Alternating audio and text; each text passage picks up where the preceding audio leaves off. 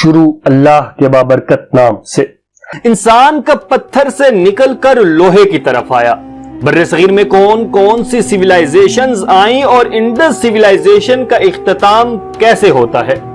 ہندو مذہب کا تعلق کس سیویلائزیشن کے ساتھ ہے اور ہندو مذہب کس نے ایجاد کیا؟ اور کس سیویلائزیشن کے ساتھ ہندو مذہب پروان چڑھا؟ رام اور راون کا تعلق کس تہذیب سے تھا اور گائے کب اور کیوں مقدس بن گئی؟ اور آریانز کون تھے؟ لیکن ان سب سے پہلے ہم آپ کو بتائیں گے کہ انڈس سیویلائزیشن آخر کیسے ختم ہوتی ہے۔ السلام علیکم ناظرین، میں ہوں عبادت علی مہران اور آپ دیکھ رہے ہیں نبض جہان۔ میں آپ کو بتاتا چلوں کہ اگر آپ ریسرچ بیسڈ کرنٹ افیئرز یا ہسٹری کے ریلیٹڈ تفصیلات چاہتے ہیں تو ہمارے چینل کو سبسکرائب کیجئے اور بیل آئیکن کو زور دبائیے۔ تو چلتے ہیں اپنے ٹاپک کی طرف کہ انڈس ویلی کے بارے میں بہت سے تاریخ دان اس لیے بھی یہ کہتے ہیں کہ میسوپوٹیمیا کے لوگوں نے آباد کی، کیونکہ انڈس سیویلائزیشن میں کاشتکاری کا جو طریقہ استعمال ہوتا تھا وہ میسوپوٹیمیا کے کاشتکاری کے طریقوں سے ملتا جلتا تھا۔ ساتھ ہی ساتھ انڈس سیویلائزیشن کے لوگوں میں بڑے میدانوں اور زرخیز علاقوں سے سیلابوں کو کنٹرول کر کے زیادہ سے زیادہ فائدہ حاصل کرنے کے ہنر بھی تھے۔ یہ بات ان کی ذہانت کی عکاسی کرتی ہے۔ انڈس سیویلائزیشن کے لوگ بلیاں، چھوٹے سینگوں والی گائے اور چڑیاں یا سور وغیرہ پالا کرتے تھے، اور اہم بات یہ ہے کہ ایشیائی ہاتھی پالنا اور ان کے دانتوں کا بے دریغ استعمال کرنا بھی ان لوگوں کے کلچر کا ایک حصہ تھا۔ یہ لوگ اکثر اوقات سونا، چاندی اور کاپر افغانستان یا انڈیا کے بعض دوسرے علاقوں سے بھی درآمد کیا کرتے تھے۔ ناظرین، ایک اور دلچسپ بات یہ ہے کہ اس انڈس سیویلائزیشن کے لوگوں کو بعد میں دراوڑی لوگ بھی کہا جانے لگا۔ انڈس سیویلائزیشن کس طرح اپنے اختتام کو پہنچی، یہ بات پوری طرح سے اب تک واضح نہیں ہو پائی، لیکن موہنجو داڑو اور ہڑپا کے بارے میں کہا جاتا ہے کہ ان کا اختتام بہت اچانک ہوا۔ 1500 سال قبل از مسیح وسطی ایشیا کے علاقوں سے کچھ حملہ آور آئے اور انہوں نے یہاں انڈس سیویلائزیشن کے لوگوں پر حملے کیے، جنہوں نے شہر لوٹ لیے اور مرے ہوئے لوگوں کی لاشیں یوں ہی چھوڑ دیں۔ وہ حملہ آور تاریخ میں آریانز کے نام سے مشہور ہیں، کیونکہ ہندوؤں کی رگویدا میں لکھا ہے کہ ان کے آباء و اجداد آریانز جب بر صغیر میں آئے تو انہوں نے یہاں بڑی بڑی دیواروں والے شہروں اور گھروں پر حملے کیے، اور وہ بڑی دیواروں والے شہر یہی موہنجو داڑو اور ہڑپا تھے۔ اس بات میں بھی شک نہیں ہے کہ انڈس سیویلائزیشن پر جس وقت آریانز نے حملہ کیا تھا اس وقت انڈس سیویلائزیشن کے علاقے پہلے ہی معاشی اور معاشرتی طور پر مندی کا شکار ہو چکے تھے۔ ہر طرف غربت پھیلی ہوئی تھی اور سیلابوں نے بھی ان لوگوں کا رہنا دوبھر کر رکھا تھا۔ جیسے ہی بر صغیر میں انڈس سیویلائزیشن آریانز کے حملوں کے باعث ختم ہوتی ہے، فوراً ایک نئی سیویلائزیشن کا آغاز ہوتا ہے، اور نئی سیویلائزیشن پہلے سے کہیں جلد دیکھتے ہی دیکھتے پورے بر صغیر میں پھیل جاتی ہے۔ یہ نئی سیویلائزیشن آریانز سیویلائزیشن کے نام سے تاریخ میں جانی جاتی ہے۔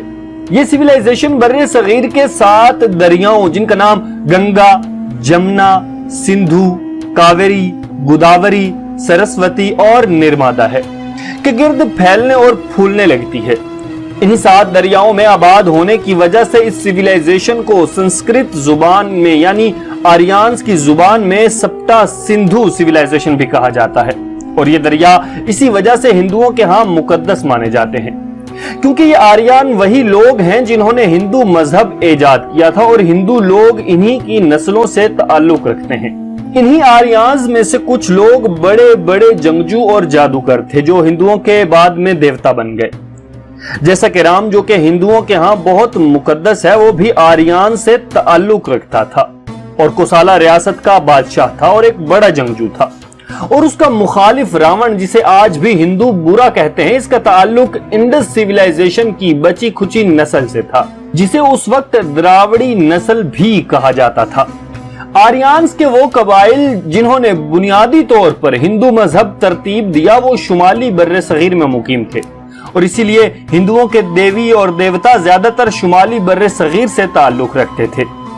یہی وہ وجہ ہے کہ آج بھی ہندو شمالی برفانی علاقوں میں یاترا کرنے جاتے ہیں۔ یہی وہ آریانز تھے جن کے مختلف قبیلوں کی بولیوں سے مل کر سنسکرت زبان وجود میں آئی تھی، اور انہوں نے ہی ہندوؤں کی 4 مقدس کتابیں جن کا نام 4 وید ہے لکھی تھی۔ ان 4 ویدوں میں ایک مشہور کتاب جس کا نام رگ ویدا تھا، اس میں آریانز نے اپنی ساری تاریخ گیتوں اور بھجنوں کی شکل میں تحریر کی تھی کہ کس طرح آریانز بر صغیر میں آئے اور کس طرح انہوں نے یہاں پہلے سے اور بڑی دیواروں والے شہروں پر حملہ کیا اور مقیم لوگوں یعنی انڈس سیویلائزیشن کے لوگوں پر حملے کر کے انہیں ختم کیا۔ یہ بھجنوں اور گیتوں والی کتاب آج بھی ہندو پنڈت مندروں میں بیٹھ کر پڑھتے ہیں۔ ان لوگوں کی بہت سی خصوصیات تھیں۔ ایک بڑی خصوصیت یہ تھی کہ یہ لوگ بہت ہی جنگجو لوگ تھے اور آپس میں بھیڑتے یا مقامی لوگوں کے ساتھ بھی ان کی جھڑپیں چلتی رہتی تھیں، اور اگر کوئی باہر سے ان کے علاقوں میں آتا تو یہ لوگ اس کے ساتھ بھی جنگ کیا کرتے تھے۔ آریان نسل سے تعلق رکھنے والے لوگوں کے پاس بہت سی مہارتیں تھیں۔ یہ لوگ کافی ہنرمند لوگ تھے۔ یہ لوگ کشتیاں بنانا جانتے تھے جن میں لوہار، بڑھئی، سونار اور نائی بھی تھے۔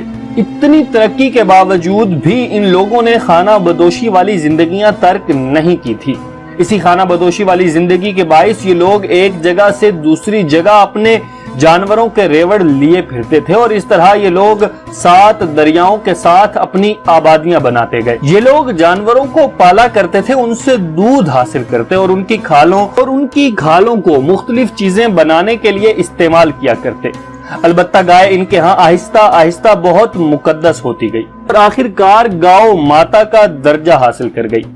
اصل میں شروع میں گائے آریان لوگوں کے ہاں مقدس نہیں تھی۔ آریان لوگ گائے کو اپنے خداؤں کے سامنے قربانی دیا کرتے تھے اور حتیٰ گوشت بھی کھاتے تھے، لیکن بعد میں گائے آریان لوگوں کی معاش کا ایک اہم ذریعہ بن گئی۔ وہ لوگ اس سے دودھ، پنیر، مکھن اور گوبر وغیرہ حاصل کرتے۔ اس لیے گائے اس قدر اہم ہو گئی کہ آریان معاشرے میں دوسری چیزوں کی قیمتوں کا اندازہ لگانے کے لیے بھی گائے کو ہی معیار کے طور پر استعمال کیا جاتا تھا، جیسے آج دنیا میں سونے اور ڈالر کو ہی ہر چیز کی قیمت کا معیار مانا جاتا ہے۔ اس لیے آریان کلچر میں گائے کو ذبح کرنا آہستہ آہستہ ممنوع ہو گیا، اور بعد میں گائے کو مارنا یا ذبح کرنا گناہ سمجھا جانے لگا، اور ساتھ ہی ساتھ گائے کو ہندو دیوی یا دیوتاؤں کی ماں قرار دے دیا گیا۔ آریان لوگوں کی سب سے بڑی خصوصیت ان کے ہاں ذات پات کا نظام تھا۔ آریان لوگوں کی 4 ذاتیں تھیں۔ سب سے بڑی اور پہلے درجے کی ذات براہمن تھی، اور یہ لوگ زیادہ تر مذہب سے تعلق رکھتے تھے اور مندروں میں رہا کرتے تھے۔ زندگی کے ہر معاملے میں مذہبی رسومات کا خاص خیال رکھنے والے یہ لوگ ہر وقت ویدوں کا ورد کیا کرتے تھے۔ براہمن کے بعد دوسری بڑی ذات کھشتریا تھی۔ آریہ لوگوں نے خاص کر اپنے بچوں اور با اختیار لوگوں اور حکمرانوں کو کھشتری ذات میں شامل کر رکھا تھا۔ کھشتری لوگوں کے بعد تیسرے درجے کی ذات کو وشیا یا وشو کہا جاتا تھا۔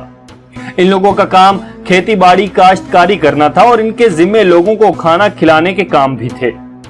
چوتھی اور سب سے نچلے درجے کی ذات شودراس یعنی جنہیں آج شودر بھی کہا جاتا ہے۔ یہ لوگ اچھوت اور حقیر سمجھے جاتے تھے، اور ان کا کام دور دراز علاقوں سے باقی تینوں ذاتوں کے لوگوں کے لیے پانی بھر کے لانا تھا۔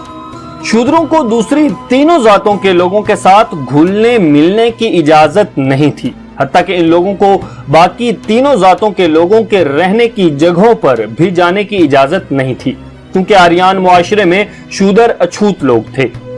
دلچسپی کی بات یہ ہے کہ آریانز نے تمام غیر آریان لوگوں کو اور تمام مقامی یعنی جو آریانز کے آنے سے پہلے بر صغیر میں مقیم تھے ان سب لوگوں کو بھی شودر ذات میں شامل کر رکھا تھا۔ اس طرح مقامی لوگ اور غیر آریان نسل کے لوگ ہر طرح کے حقوق اور مراعات سے محروم تھے، کیونکہ حقوق اور مراعات کا تعلق بھی انہی 4 ذاتوں سے تھا۔ جتنا اعلیٰ کسی کی ذات تھی اسے اتنے ہی زیادہ حقوق اور مراعات ملتے تھے۔ جب لوگ اس ذات پات کے نظام سے تنگ آ گئے اور بر صغیر میں مقامی لوگوں کے سارے حقوق اور مراعات تباہ ہو گئے، اس وقت بر صغیر میں ایک نئی سیویلائزیشن نے جنم لیا۔ اگلی ویڈیو میں ہم آپ کو بتائیں گے کہ یہ نئی سیویلائزیشن کون سی سیویلائزیشن تھی اور کس نے اس نئی سیویلائزیشن کو جنم دیا تھا۔